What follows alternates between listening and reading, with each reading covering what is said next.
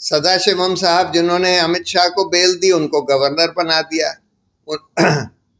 दूसरे नजीर साहब उन्होंने अयोध्या का फैसला दिया, उनको भी गवर्नर बना दिया। अरुण मिश्रा जिन्होंने कितने ही बीसियों फैसले सरकार के हक में दिए, बिरला सहारा वाला, अडानी को तो कम से कम 20,000 करोड़ का फायदा सिर्फ अरुण मिश्रा ने कराया अपने फैसलों से, और वो भी बिल्कुल गैर कानूनी तरीके से वेकेशन में उनके केस टेकअप कर करके। और अरुण मिश्रा को नेशनल ह्यूमन राइट्स कमीशन का चेयरमैन बना दिया था।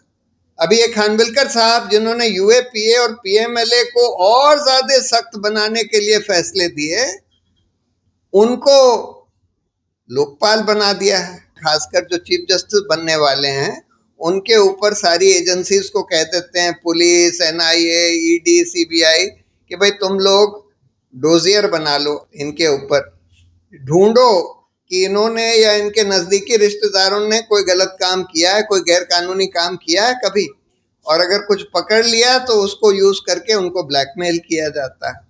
बिल्कुल झूठे केस बनाए जाते हैं ऐसे ऐसे लोगों के खिलाफ, उमर खालिद, शर्जील इमाम और ये गुलफिशा फातिमा वगैरह के खिलाफ बिल्कुल झूठे केस बनाए जाते हैं। और इन लोगों को लगता है कि देखिए बाद में तो ये लोग एक्विट हो जाएंगे जब भी ट्रायल होगा। खैर दिल्ली राइट्स का तो ट्रायल मुझे नहीं लगता कि 20 साल में भी, 25 साल में भी खत्म हो सकता है। देखिए यूएपीए कानून में प्रॉब्लम्स क्या हैं? दो मोटी मोटी प्रॉब्लम्स मुझे दिखाई देती हैं। हम लोगों ने इसको चैलेंज भी किया हुआ है। अनफॉर्चुनेटली वो जो हम लोगों का चैलेंज था, चंद्रचूड़ साहब ने बेला त्रिवेदी के कोर्ट में भेज दिया। तो बेला त्रिवेदी के बारे में मालूम था कि वो मोदी की लॉ सेक्रेटरी रह चुकी थी गुजरात में, और सरकार के खिलाफ कोई फैसला नहीं उन्होंने ना तो दिया था, ना देने का कोई, किसी को कोई शक नहीं था कि सरकार के खिलाफ कोई फैसला नहीं देंगे। तो फिर विड्रॉ करना पड़ा सब लोगों को। अगर इसको बेल दे दी गई तो फिर ये तो भाग ही जाएगा और फिर ट्रायल के लिए नहीं आएगा। पहला ये ग्राउंड होता है। दूसरा ये ग्राउंड होता है कि ये अगर बेल दे दी गई तो फिर एविडेंस से छेड़छाड़ करेगा। और तीसरा ये होता है कि अगर इसने बहुत संगीन अपराध किया है और अगर छोड़ दिया गया तो ये अपराध फिर से करेगा। इन तीन सिचुएशंस को छोड़कर बेल जो है देना रूल है।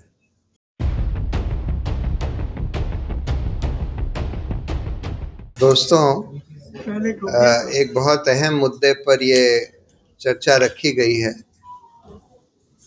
यूएपीए का जो कानून है, अनलॉफुल एक्टिविटीज प्रिवेंशन एक्ट, तो जैसे आपको बताया गया कि इस कानून के तहत 10,000 लोग अभी भी जेल में हैं और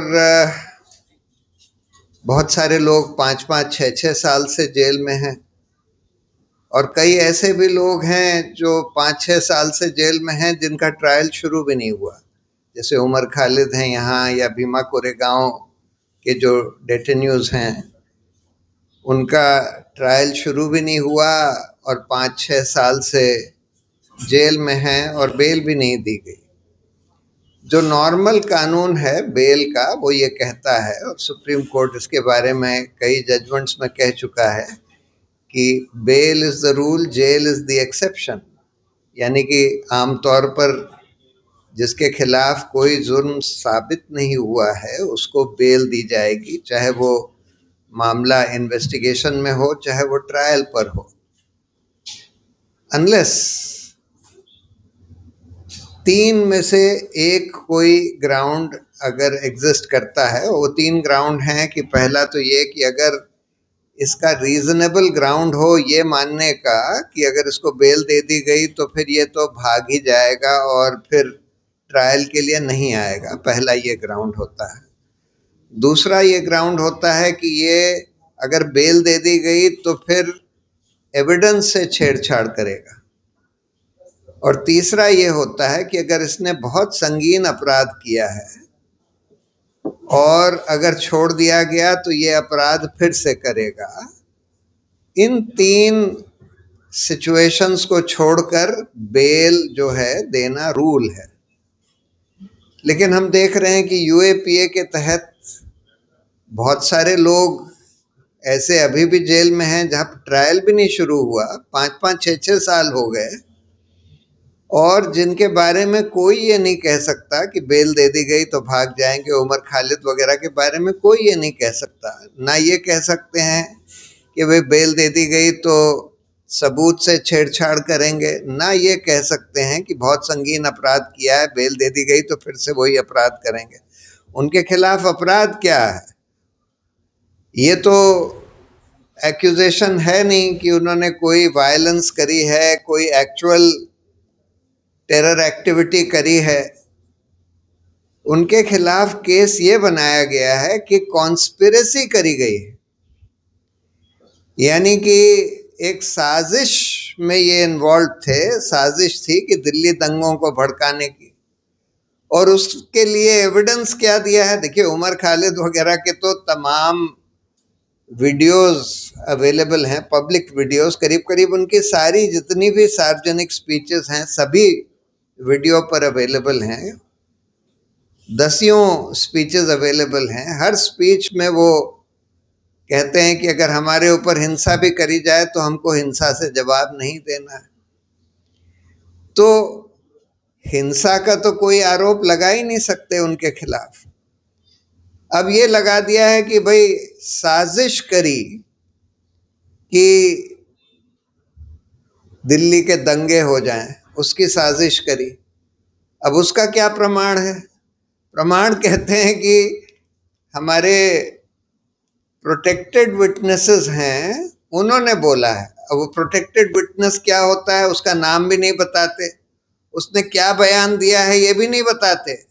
यानी उमर खालिद को भी नहीं बताते, जो अक्यूज्ड हैं उनको भी नहीं बताते, और उस आधार पर कहते हैं कि नहीं नहीं, इनके खिलाफ तो बड़ा सबूत है कि इन्होंने साजिश करी। अब देखिए, यूएपीए कानून में प्रॉब्लम्स क्या हैं? दो मोटी मोटी प्रॉब्लम्स मुझे दिखाई देती हैं। हम लोगों ने इसको चैलेंज भी किया हुआ है। अनफॉर्चुनेटली वो जो हम लोगों का चैलेंज था, चंद्रचूड़ साहब ने बेला त्रिवेदी के कोर्ट में भेज दिया। वो बेला त्रिवेदी के बारे में मालूम था कि वो मोदी की लॉ सेक्रेटरी रह चुकी थी गुजरात में, और सरकार के खिलाफ कोई फैसला नहीं उन्होंने ना तो दिया था, ना देने का कोई, किसी को कोई शक नहीं था कि सरकार के खिलाफ कोई फैसला नहीं देंगे। तो फिर विड्रॉ करना पड़ा सब लोगों को, और फिर ये बोलना पड़ा ठीक है हम हाई कोर्ट में इसको चैलेंज करेंगे। तो क्या दो प्रोविजंस हैं? पहला तो ये है, जो डेफिनेशन है अनलॉफुल एक्टिविटी का, अनलॉफुल एक्टिविटी के डेफिनेशन में उन्होंने दो चीजें लिख दी हैं। Any act which causes disaffection against India, यानी कि सेडिशन का एक पहले कानून था जो ये कहता था कि any act which causes disaffection against the government, यानी सरकार के खिलाफ कुछ कहना जिससे कि लोगों की भावनाएं सरकार के खिलाफ हों। जैसे मान लीजिए आप ये कहते हैं कि ये सरकार बहुत भ्रष्ट है, ये तो देश को लूट रही है, तो वो सेडिशन, क्योंकि ये अंग्रेजों ने बनाया था, वो ये कहते थे कि नहीं, सरकार, अंग्रेजी सरकार के खिलाफ कोई कुछ नहीं कह सकता। दुर्भाग्य की बात ये थी कि जब हिंदुस्तान आज़ाद हुआ वही कानून चलता रहा। उसको फिर सुप्रीम कोर्ट में जब संविधान बना और मौलिक अधिकार दिए गए, और उसमें से एक अधिकार था कि अपनी बात खुल के रख लेना, यानी फ्रीडम ऑफ स्पीच, और डेमोक्रेसी बनाई गई कि भाई हम सरकार के खिलाफ बोल के सरकार को बदल सकते हैं चुनाव से। तो उस कानून को चुनौती दी गई कि भाई आप अगर ये कह देंगे कि सरकार के खिलाफ कुछ भावनाएं भड़काना यही अपराध है, तब फिर लोग डेमोक्रेटिकली सरकार कैसे बदलेंगे, तो निहित है इसमें। तो सुप्रीम कोर्ट ने बोला हाँ ये बात तो ठीक है, और इसलिए उन्होंने सेडिशन के कानून को रीड डाउन कर दिया।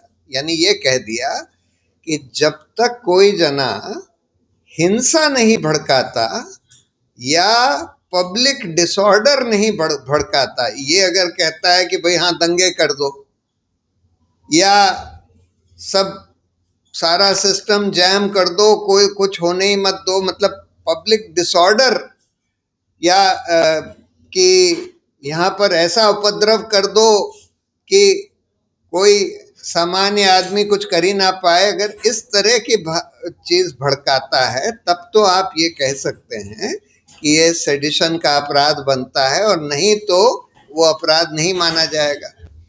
लेकिन उसका फिर भी दुरुपयोग हो रहा था, तो फिर उसको फिर से जब चुनौती दी गई हाल में, तो सुप्रीम कोर्ट ने उसको स्टे कर दिया।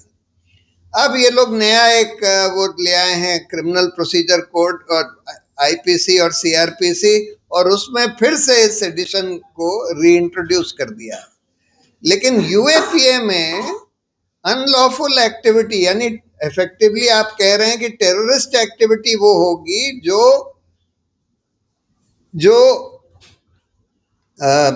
देश के खिलाफ कुछ भी भावना भड़काए या कुछ भी ऐसा बोले कि भाई देश का कोई हिस्सा देश से अलग हो जाए।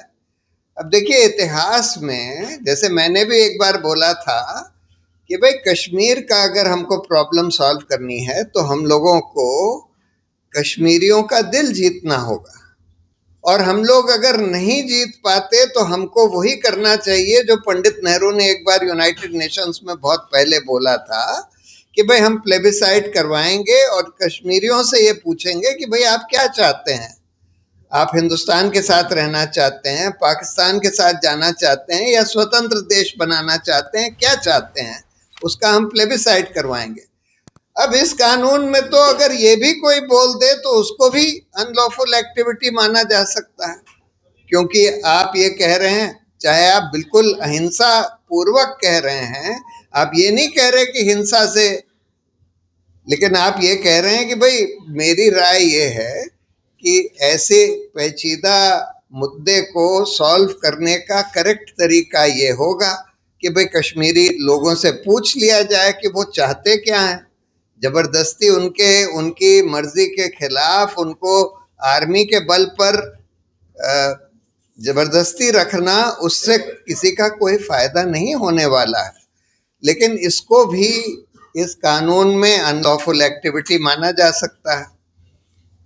फिर राज्य के खिलाफ भावनाएं भड़काना, मतलब देश के खिलाफ भावनाएं भड़काना। देश के खिलाफ भावनाएं, अगर आप मान लीजिए ये कह दें कि हिंदुस्तान जो है फिलिस्तीन के मामले में गलत कर रहा है, इजराइल को आर्म्स सप्लाई कर रहा है, और फिलिस्तीन का इजराइल जो है नरसंहार कर रहा है, गजा में नरसंहार हो रहा है, उसको भी कह देंगे कि भाई तुम देश के खिलाफ भावना भड़का रहे हो और इसलिए ये अनलॉफुल एक्टिविटी है, ये टेररिस्ट एक्टिविटी है। तो इसलिए ये जो प्रोविजंस हैं इस कानून में, अनलॉफुल एक्टिविटी का डेफिनेशन इतना वाइड बना दिया है कि बगैर हिंसा के अगर आप ईमानदारी से कुछ बोलें कि भाई आपकी राय क्या है कि देश को क्या करना चाहिए, क्या नहीं करना चाहिए, उसको भी इस कानून में अनलॉफुल एक्टिविटी माना जा सकता है। दूसरी प्रॉब्लम है बेल की। देखिए बेल के बारे में जैसे मैंने बोला, नॉर्मल रूल है कि bail is the rule, jail is the exception, लेकिन यहाँ पर उसको रिवर्स कर दिया गया है। यहाँ पर यह कह दिया गया है कि जब तक ट्रायल जज केस डायरी देखकर अगर उसको ये लगता है कि कोई प्राइमा फेसाई केस है, जो जिसको अक्यूज बनाया है उसके खिलाफ कोई प्राइमा फेसाई केस है, तब वो बेल नहीं देगा। अगर उसको ये लगता है कि कोई प्राइमा फेसी केस नहीं है केस डायरी देखकर, तभी वो बेल दे सकता है। अब प्रॉब्लम ये है कि अब आप प्रोटेक्टेड विटनेसेस के आधार पर कह रहे हैं कि भाई इन्होंने साजिश करी। प्रोटेक्टेड विटनेस उस केस डायरी में किसी का बयान लिखा हुआ है, ये आप अक्यूज्ड को भी नहीं दिखा रहे। ट्रायल अभी शुरू नहीं हुई है, तो कई बार जज कहते हैं कि भाई हम कैसे कह दें कि इनके खिलाफ कोई प्राइमा फेसाई एविडेंस भी नहीं है। लेकिन सुप्रीम कोर्ट ने हाल में कुछ केसेस में ये बोला है, अगर बहुत साल तक ट्रायल शुरू ही ना हुआ हो या खत्म होने के कोई आसार ना हो बहुत साल तक, तब फिर यूएपीए के केस में भी बेल दी जाएगी। और ये सिचुएशन सीधी सीधी इन लोगों के दिल्ली दंगों में जो लोग 5 साल से ज्यादा बंद हैं, या भीमा कोरेगांव में जो 6 साल से ज्यादा बंद हैं, उनके ऊपर स्क्वायरली अप्लाई करती है। लेकिन फिर भी उनमें से बहुत सारे लोग हैं जिनको बेल नहीं दी जा रही। ये बहुत बड़ी प्रॉब्लम इसके साथ हो गई है, और इसीलिए हम लोगों ने इसको चैलेंज किया है। ये दो प्रोविजंस को हमने चैलेंज किया था। एक तो अनलॉफुल एक्टिविटीज का जो डेफिनेशन है इतना वाइड है, इसको चैलेंज किया था, और जो बेल का प्रोविजन है कि ये तो हमारे संविधान के खिलाफ है, हमारे मौलिक अधिकारों के खिलाफ है, right to life and liberty के खिलाफ है ये जो प्रोविजन है इसमें बेल का, कि मतलब आप 10 साल तक ट्रायल ही ना शुरू करें, आप बताएं भी नहीं कि कौन प्रोटेक्टेड विटनेस ने क्या बोल दिया आपके खिलाफ, और उस आधार पर कुछ चीज आप कोई एविडेंस अक्यूज से छुपाकर सिर्फ जज को दिखाकर आप बोलेंगे देखिए इसके खिलाफ प्राइमा फेसी केस है इसलिए इसको आप बेल पर नहीं एनलार्ज कर सकते। ये बिल्कुल गलत है। अब ये सब देखिए इसलिए भी चल रहा है क्योंकि हमारी जो इन्वेस्टिगेटिव एजेंसीज, यहाँ दिल्ली पुलिस, कई बार एनआईए, ये सब बिल्कुल सरकार के कब्जे में आ गई हैं। सुप्रीम कोर्ट ने सीबीआई वाले केस में बोला था, वो विनीत नारायण वाले केस में, कि भाई सीबीआई को सरकार से स्वतंत्र रखने की जरूरत है। उसके लिए उन्होंने कुछ प्रावधान करे थे कि भाई सीबीआई डायरेक्टर का सिलेक्शन में चीफ जस्टिस भी इन्वॉल्व होंगे, prime minister, leader of opposition, chief justice, और भी कुछ चीजें बोली थी कि भाई सीबीआई से आप सरकार कितनी छेड़छाड़ कर सकती है। लेकिन अनफॉर्चुनेटली ये हुआ है, हम देख रहे हैं कि बहुत सारे चीफ जस्टिस भी सरकार के साथ चले जाते हैं, और जिसको सरकार चाहती है सीबीआई डायरेक्टर बनाना उसी को बना दिया जाता है। लीडर ऑफ ऑपोजिशन कुछ भी कहता रहे, जिसको सरकार चाहती है उसी को बना दिया जाता है। और सीबीआई से बाकी भी छेड़छाड़ हो रही है, लेकिन उसको भी कोर्ट नहीं रोक रहा। जो सुप्रीम कोर्ट का फैसला था उसके खिलाफ छेड़छाड़ सरकार कर रही है। उसी तरह से पुलिस के बारे में भी प्रकाश सिंह के केस में पुलिस रिफॉर्म्स का एक बहुत अच्छा जजमेंट सुप्रीम कोर्ट ने 2006 में दिया। अब आज देखिए 19 साल हो गए उस जजमेंट को आए हुए। 19 साल से वो जजमेंट की तामील नहीं करी गई है। बहुत सारे ज्यादातर राज्य हैं जो तामील नहीं कर रहे हैं। उसमें एक चीज ये लिखी थी कि डीजीपी का सिलेक्शन, और ये तो बिल्कुल मिनिमल चीज लिखी थी, यूपीएससी 3 जनों का पैनल बनाएगी सीनियरिटी वगैरह देखकर, और उसमें से सरकार एक आदमी को डीजीपी सेलेक्ट करेगी। लेकिन हम देख रहे हैं कि इसकी तामील नहीं हो रही है, और स्टेट आफ्टर स्टेट में सरकार खुद डीजीपी बना देती है या एक्टिंग डीजीपी बनाकर चालू रखती है। यूपीएससी से नाम भी नहीं आने देती, मतलब उनको कोई रिकॉर्ड ही नहीं देती जिससे यूपीएससी वो देखकर नाम भेज पाए। तो इस तरह से इन्होंने सुप्रीम कोर्ट के जो आदेश थे कि भाई हम पुलिस को, इन एजेंसीज को सरकार से थोड़ा स्वतंत्र बनाना चाहते हैं, उसके लिए ये सब होना चाहिए, इसका उल्लंघन करके इस मोदी सरकार ने इन सारी पुलिस को और बाकी एजेंसीज को बिल्कुल अपने कब्जे में कर लिया है कि जो वो चाहते हैं वो करते हैं। और रिजल्ट ये है कि बिल्कुल झूठे केस बनाए जाते हैं ऐसे ऐसे लोगों के खिलाफ, उमर खालिद, शर्जील इमाम और गुलफिशा फातिमा वगैरह के खिलाफ बिल्कुल झूठे केस बनाए जाते हैं। और इन लोगों को लगता है कि देखिए बाद में तो ये लोग एक्विट हो जाएंगे जब भी ट्रायल होगा। खैर दिल्ली राइट्स का तो ट्रायल मुझे नहीं लगता कि 20 साल में भी 25 साल में भी खत्म हो सकता है, पर पुलिस वालों को लगता है कि आखिर में एक्विट हो जाएंगे। लेकिन अभी हमारा क्या जाता है, जो सरकार कह रही है कि इनके खिलाफ झूठा केस बना दो, हम बना देते हैं, बाद में एक्विट भी हो जाएंगे तो हमारा क्या जाएगा। मैं बहुत साल से ये कहता हूं कि भाई ऐसे केस, बहुत सारे केसेस हुए हैं जिसमें 20-20 साल के बाद लोग एक्विट हुए हैं और ये पाया गया है कि इनके खिलाफ बिल्कुल झूठा केस बनाया गया, फैब्रिकेटेड एविडेंस के आधार पर बनाया गया। ऐसे केस में ये जरूरी है कि उन पुलिस ऑफिसर्स को आइडेंटिफाई करके उनको दंडित किया जाए और सख्त दंडित किया जाए, तभी जाकर ये सिलसिला रुकेगा, थमेगा कि झूठे केस बनाने का। जब तक पुलिस वालों को ये एहसास नहीं होगा, पुलिस, एनआईए, सीबीआई, इन लोगों को ये एहसास नहीं होगा कि अगर हमने झूठा केस बनाया तो आगे चलकर हमको दंड देना पड़ेगा, तब तक ये सिलसिला नहीं थमने वाला है। आखिरी बात यह है कि इसमें न्यायपालिका का बहुत बड़ा रोल होता है, होना चाहिए, और न्यायपालिका को इसीलिए बनाया गया था कि हमारे मौलिक अधिकारों की रक्षा करे, कार्यपालिका विधायिका को अपने अपने दायरे में रखे। अब हम ये देख रहे हैं कि न्यायपालिका भी अपना काम करने में विफल हो रही है बहुत सारे केसेस में, और हमारे मौलिक अधिकारों की रक्षा नहीं हो पा रही है।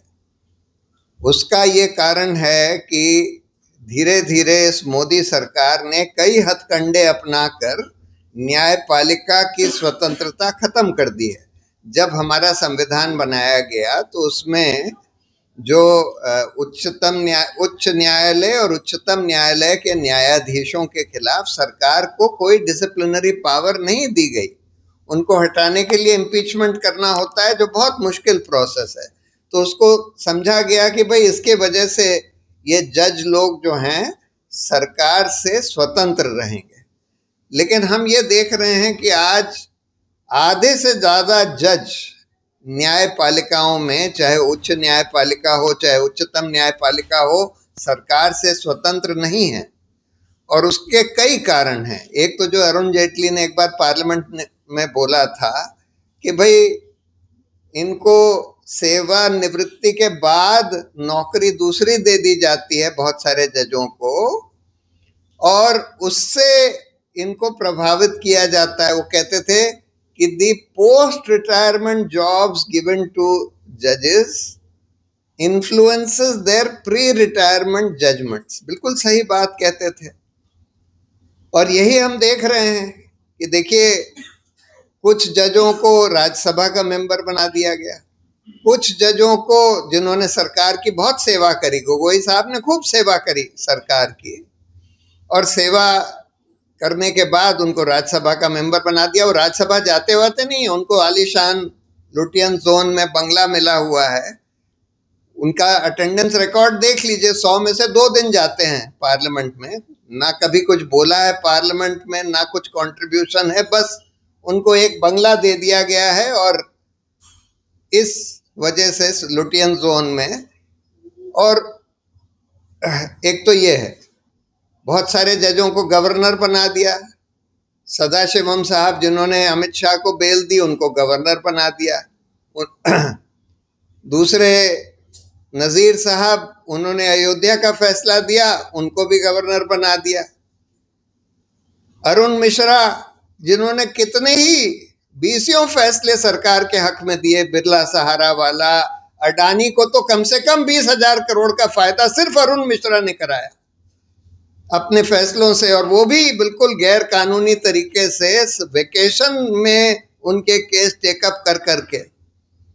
और अरुण मिश्रा को नेशनल ह्यूमन राइट्स कमीशन का चेयरमैन बना दिया था।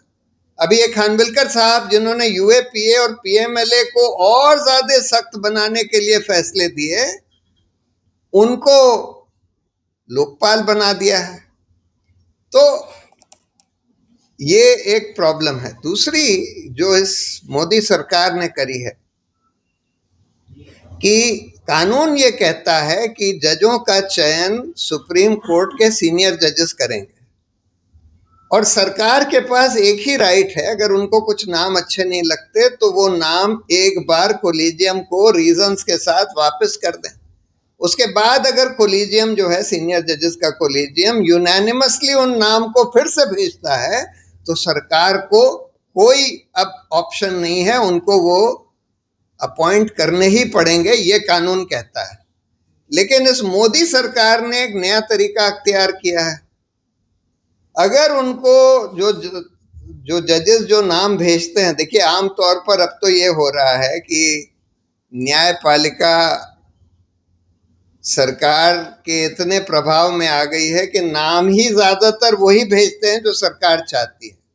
लेकिन कुछ जब कभी कभी कुछ इंडिपेंडेंट जजेस का नाम भेज देते हैं, जो इंडिपेंडेंट हो, स्वतंत्र हो, थोड़े स्ट्रांग हो, तो ये मोदी सरकार जो है उस नाम को ना तो वापस भेजती है ना कबूल करती है, मतलब ना उनका अपॉइंटमेंट होता है ना नाम वापस भेजा जाता है। सरकार बस उन नाम पर बैठ जाती है, बाकी जो सरकारी टाइप के जजेस उनको दिखते हैं उनका नोटिफिकेशन अनाउंस हो जाता है।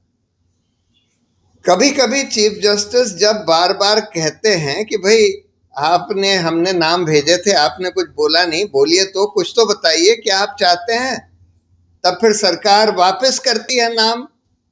और उसके बाद कोलिजियम कभी कभी यूनानिमसली रिटरेट भी करता है, ऐसा दर्जनों केसेस में हो चुका है, तब भी ये सरकार नोटिफिकेशन इशू नहीं करती, उन जजों की नियुक्ति ही नहीं करती। ऐसे में सुप्रीम कोर्ट को दो ऑप्शंस हैं, या तो वो कंटेम्प्ट ऑफ कोर्ट करें प्रधानमंत्री या कानून मंत्री के खिलाफ कि आपने हमारे आदेश के खिलाफ आप एक्ट कर रहे हैं, और या फिर ये बोल दें जैसे वो गवर्नर के केस में बोला है कि भाई अगर 3 महीने तक सरकार जवाब नहीं देगी तो ये मान लिया जाएगा कि सरकार को कोई ऑब्जेक्शन नहीं है और उस जज को ओथ दिला दी जाएगी, जज बना दिया जाएगा। लेकिन इन दोनों में से कुछ भी नहीं कर रहे ये लोग, और ये सरकार की मनमानी चलने दे रहे हैं कि भाई जो नाम उनको नहीं अच्छा लगता वो अपॉइंट होएगा ही नहीं, ये चल रहा है। और वैसे भी जो पहले हम लोगों ने देखा था, जब कोई बहुत फांसीवादी सरकार दिखती है, जैसा इमरजेंसी में भी हुआ था, तब कोर्ट्स और जजेस जो हैं बहुत सारे डर जाते हैं। और यही हम लोगों ने, हम लोग अब भी देख रहे हैं कि बहुत सारे ईमानदार जजेस भी इस सरकार से, क्योंकि एक ये फांसीवादी सरकार दिखती है, तो इससे डरे हुए हैं। और आखिर एक तरीका इस सरकार ने और अख्तियार किया है कि भाई सारे जो जजेस हैं, खासकर जो चीफ जस्टिस बनने वाले हैं, उनके ऊपर सारी एजेंसीज को कह देते हैं, पुलिस, NIA, ED, CBI, कि भाई तुम लोग डोजियर बना लो, इनके ऊपर ढूंढो कि इन्होंने या इनके नज़दीकी रिश्तेदारों ने कोई गलत काम किया है, कोई गैर कानूनी काम किया है कभी, और अगर कुछ पकड़ लिया तो उसको यूज़ करके उनको ब्लैकमेल किया जाता है। तो इस वजह से न्यायपालिका की स्वतंत्रता बहुत कम हो गई है इस दौर में, और इस वजह से हम देख रहे हैं कि हमारे मौलिक अधिकारों की भी पूरी रक्षा नहीं हो पा रही है इस न्यायपालिका के द्वारा। तो अब हम लोगों को करना क्या है? देखिए, मैं ये मानता हूँ कि पब्लिक ओपिनियन का बहुत असर होता है, न्यायपालिका के ऊपर भी होता है और पूरे सिस्टम के ऊपर होता है। जब पब्लिक ओपिनियन बहुत मुखर तरीके से उभरती है और ये दिखाई देता है कि भाई पब्लिक ओपिनियन इसके बिल्कुल खिलाफ है, तो न्यायपालिका में भी उसका असर होता है। मैंने ये देखा है, इसलिए मैं तो ये पॉलिसी फॉलो करता हूँ। जब मैं देखता हूँ कि किसी कोर्ट ने कुछ अच्छा काम किया, मैं उसकी सराहना करता हूँ, गलत काम किया मैं उसका बिल्कुल जम के विरोध करता हूँ और पब्लिकली विरोध करता हूँ। तो यही हम सबको करना चाहिए, ये तो न्यायपालिका। और वैसे भी हम लोग अगर UAPA के खिलाफ पब्लिक ओपिनियन बहुत स्ट्रांग हो जाती है तो सरकार को उसका इफेक्ट होता है, क्योंकि सरकार भी वोट चाहती है। उसको पता है कि भाई अगर पब्लिक ओपिनियन हमारे बहुत खिलाफ हो गई, कई मुद्दों पर खिलाफ हो गई, तो फिर हम इलेक्शन नहीं जीत पाएंगे।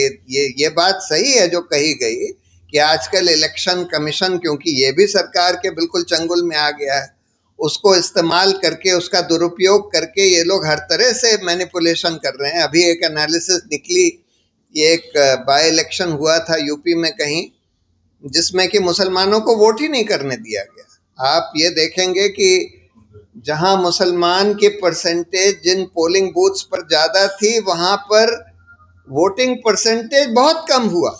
मुसलमानों को वोट ही नहीं करने दिया, और उसके बारे में उसी समय रिपोर्ट्स आ गई थी कि पुलिस जो है मुसलमानों को वोटिंग करने के लिए जाने ही नहीं दे रही। दूसरा, वोट डुप्लीकेट वोटर्स, ये कहा जा रहा है कि बीजेपी के बहुत सारे फ्लोटिंग वोटर्स हैं। जब बिहार में इलेक्शन होता है तो वहां आकर उनको रजिस्टर करा दिया जाता है, जब महाराष्ट्र में होता है तो वहां रजिस्टर करा दिया जाता है, और बहुत सारे जो जेन्युइन वोटर्स हैं उनके नाम काट दिए जा रहे हैं। ये भी हो रहा है। बिहार में हमने देखा कि जो 65 लाख लोगों के नाम काटे हैं उसमें 25% मुसलमान हैं, जबकि बिहार में मुस्लिम पॉपुलेशन 18% से कम है। लेकिन जो 65 लाख वोट्स काटे गए हैं उसमें से 25% मुसलमान। तो ये सब बेईमानी भी हो रही है। लेकिन मेरा ये मानना है कि अगर पब्लिक ओपिनियन बहुत स्ट्रांगली इनके खिलाफ हो जाए तो इलेक्शन कमीशन के भी अफसर लोग डरने लगते हैं। सारे ही पूरा ही महकमा डरने लगता है अगर उनको ये दिखता है कि पब्लिक ओपिनियन बहुत स्ट्रांगली सरकार के खिलाफ हो गई है। इसलिए हम लोगों का काम ये है कि अपनी बात को बिल्कुल मुखरता से रखना, बिल्कुल नॉन वायलेंट तरीके से, अहिंसक तरीके से, बिल्कुल जमकर, जहां सरकार कुछ गलत कर रही है, न्यायपालिका कुछ गलत कर रही है, उसका विरोध करना, और अगर सही कुछ काम हो रहा है, न्यायपालिका में कुछ सही काम हो रहा है तो उसकी सराहना करना। उससे बहुत फर्क पड़ता है। यही मैं कुछ कहना चाहता था। बहुत बहुत धन्यवाद।